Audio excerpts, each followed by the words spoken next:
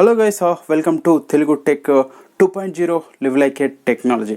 ఇక ఈరోజు ఇన్ఫర్మేషన్ ఏదైతే ఈ వీడియోలో తెలుసుకోవాలనుకుంటే బ్యాటరీ లైఫ్. మొబైల్కి సంబంధించినటువంటి బ్యాటరీస్ చూసుకున్నట్లయితే ముందుగా మనకు 3000 అరౌండ్ 2200 నుంచి స్టార్ట్ అయిన బ్యాటరీ లైఫ్ ఇప్పుడు చూసుకున్నట్లయితే మేజర్గా ఏదైతే మ్యాక్స్ అవైలబిలిటీ ఉందంటే 6000 mAh వరకు బ్యాటరీస్ అవైలబుల్లో ఉన్నాయి. రీసెంట్గా చూసుకున్నట్లయితే శాంసంగ్కి సంబంధించినటువంటి ఏదైతే 2020లో వచ్చిన మొబైల్స్ అన్నీ మొత్తం కూడా 6000 mAhకి సంబంధించినటువంటి బ్యాటరీ ప్యాకప్ తోటి రావడం జరుగుతుంది. దాంట్లో కూడా వీళ్ళు ఫాస్ట్ ఛార్జింగ్ టెక్నాలజీని తీసుకొని రావడం జరుగుతుంది. అరౌండ్ 30 వరకు తీసుకొని రావడం జరుగుతుంది బ్యాటరీని ఏదైతే ఫాస్ట్గా ఛార్జ్ చేయడం కోసం. సో ఏదైతే మనం ఎక్కువగా బ్యాటరీ ప్యాకప్ చూసుకున్నప్పుడు కూడా ఫాస్ట్ ఛార్జింగ్ టెక్నాలజీ అది సపోర్ట్ చేయలేదనుకో మనం ఎక్కువగా ఛార్జింగ్ చేయాల్సి వస్తుంది, ఎక్కువ టైం పడుతుంది అదంత పెద్ద బ్యాటరీని ఛార్జ్ చేయాలనుకున్నప్పుడు. మీరు ఏదైతే చూస్తున్నారో మొబైల్స్ బెటర్ టు ఏదైతే పెద్ద బ్యాటరీ ప్యాకప్ చూసినప్పుడు ఫాస్ట్ ఛార్జింగ్ టెక్నాలజీ కూడా ఎక్కువగా ఉన్నట్లయితే ఇప్పుడు చూసుకున్నట్లయితే మేజర్గా 65 వాట్స్ వరకు ఏదైతే మిడ్ రేంజ్లో చూసుకుంటేనే 65 వాట్స్ వరకు మ్యాక్స్ ఫోన్స్ అయితే ఏదైతే వస్తున్నాయో సపోర్ట్ చేస్తున్నాయి. కాకపోతే ఒప్పో కానీ వివో కానీ ఏదైతే వన్ప్లస్కి సంబంధించిన మొబైల్స్ అయితే చూసినట్లయితే 120 వాట్స్కి సంబంధించినటువంటి ఫాస్ట్ ఛార్జెస్ కూడా వీళ్ళు తీసుకొని రావడం జరిగింది. కాకపోతే ఇంకా అవైలబుల్లో లేవు మార్కెట్లో. వీళ్ళు ఫ్యూచర్లో వచ్చేటట్టు తీసుకొని వస్తారు.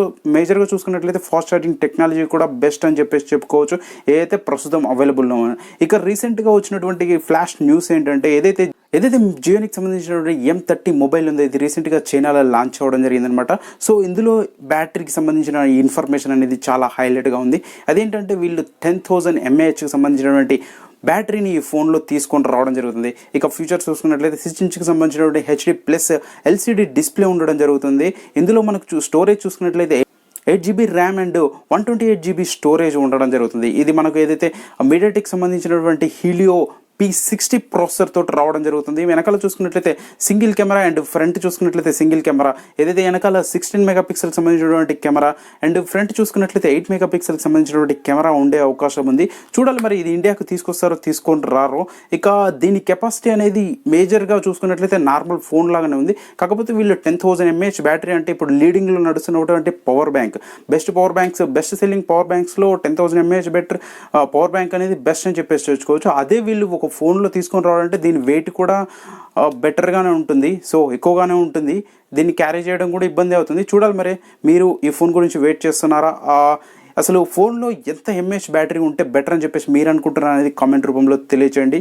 ఈ వీడియో మీకు నచ్చినట్లయితే లైక్ చేయండి, షేర్ చేయండి, సబ్స్క్రైబ్ టు తెలుగు టెక్ 2.0.